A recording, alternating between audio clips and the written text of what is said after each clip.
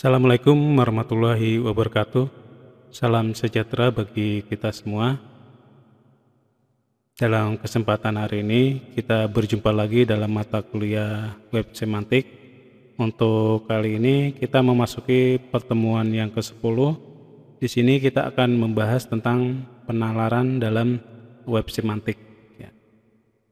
Ya, untuk penalaran di sini yang pertama yaitu bahwa dalam web semantik terdapat atau terbentuk oleh format dokumen XML, ya, di mana XML itu adalah Extensible Markup Language, ya.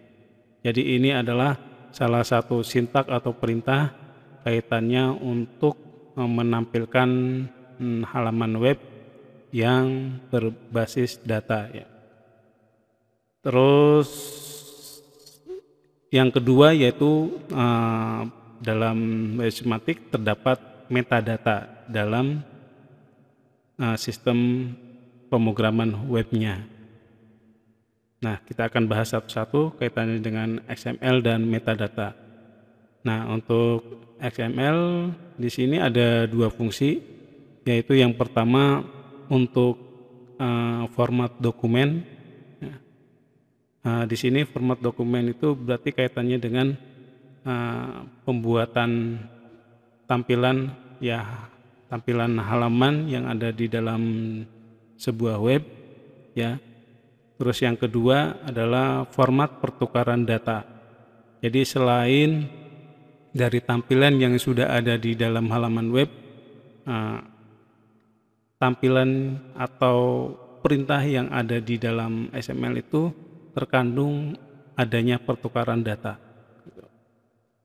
Nah, di sini XML bukan solusi untuk semua hal, ya.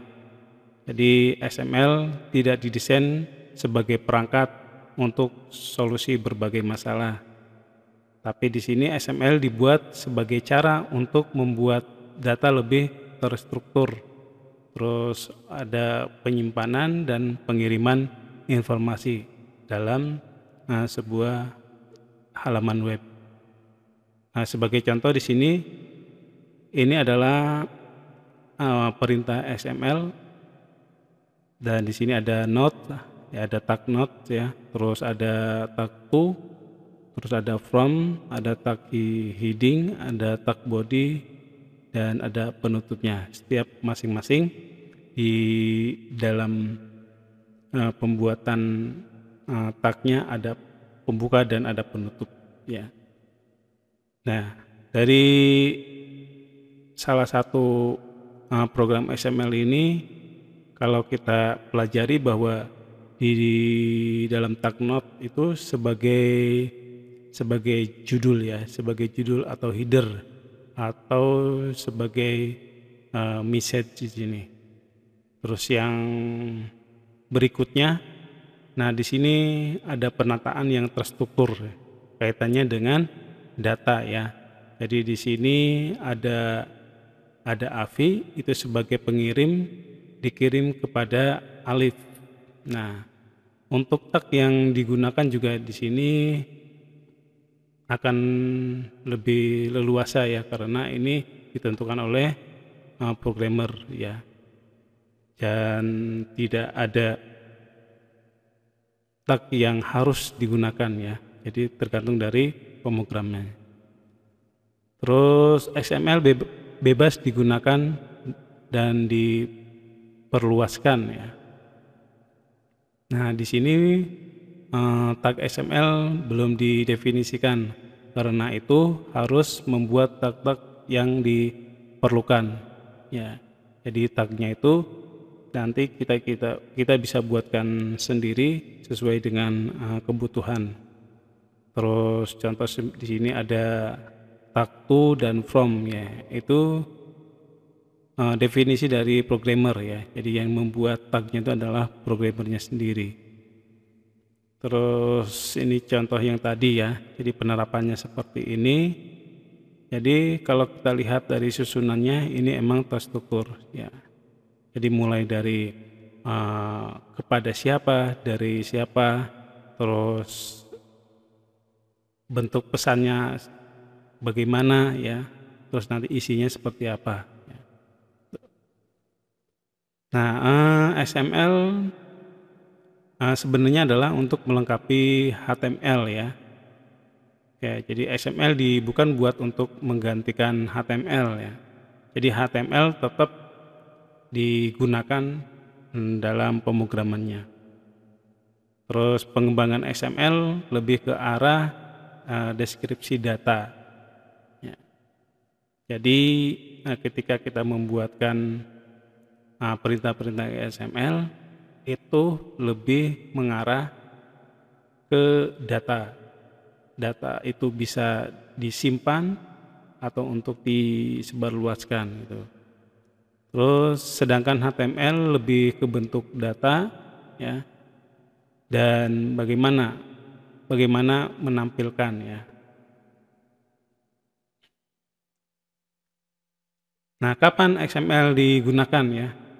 Terus yang pertama, XML untuk pertukaran data ya. Jadi kalau kita membuat sebuah web tidak untuk pertukaran data, berarti kita tidak perlu menggunakan bahasa XML. Dengan bahasa yang lain seperti HTML ya, atau pendukung lainnya CSS atau JavaScript, itu dibutuhkan hanya itu aja ya, tidak perlu dengan XML. Tapi kalau di dalamnya kita harus ada pertukaran data, nah maka perlu dibuatkan untuk perintahnya.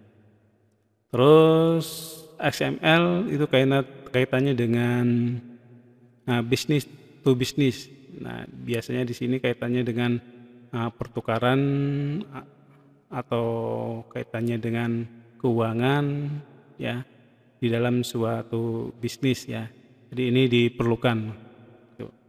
Contohnya dalam perbankan. Dan tentunya juga website yang ada di dalam perbankan harus ada pemrograman dengan menggunakan XML.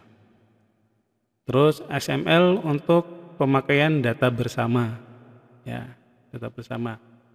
Kalau data bersama itu biasanya yang sudah menerapkan yaitu Google ya, seperti Drive ya. Drive, karena Drive kaitannya dengan data, jadi semua orang bisa menggunakan data itu ya dengan settingan tertentu ya. Itu juga harus menggunakan XML. Terus XML untuk penyimpanan data ya, Drive juga seperti itu. Terus XML untuk meningkatkan penggunaan data ya, penggunaan data. Terus yang terakhir XML untuk membuat bahasa lain ya. Jadi ketika kita membuat sebuah tag yang ada di dalam XML, tentunya juga akan lebih leluasa dalam membuat bahasa sendiri ya, atau membuat tag sendiri. Nah, kaitannya dengan pertukaran data di sini, kenyataannya bahwa sistem komputer dan basis data menyimpan data dalam format masing-masing yang berbeda ya.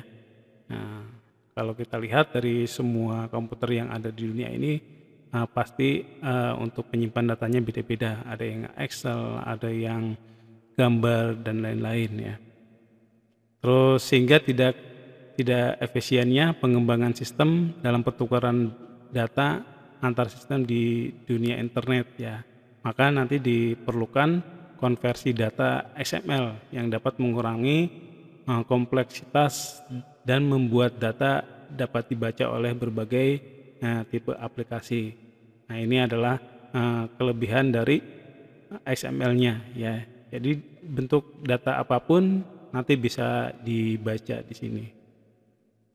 Terus kaitannya dengan metadata ya. Nah, metadata informasi yang mendeskripsikan tentang suatu himpunan data ya. Jadi di dalam web semantik itu terdapat kelompok-kelompok data ya. Jadi nanti di sini akan dideskripsikan. Menurut Tony Gill, metadata itu sebagai katalog ya. Jadi istilah lainnya katalog ya. Contohnya di sini yang sudah menerapkan adalah Google ya.